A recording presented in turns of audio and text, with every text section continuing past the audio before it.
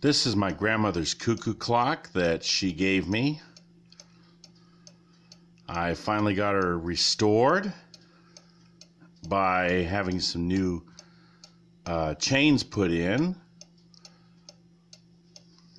Very beautiful chains.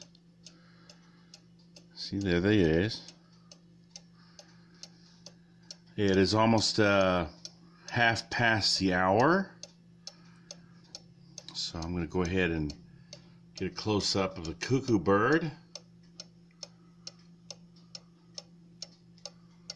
I'm going to go ahead and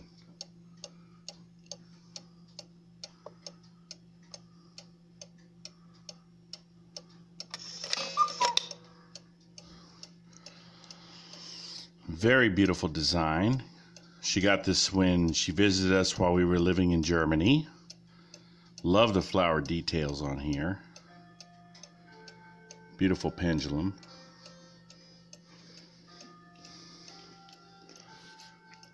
And this is the pine cone weights. Very nice. But what makes this even nicer is I finally got it fixed today.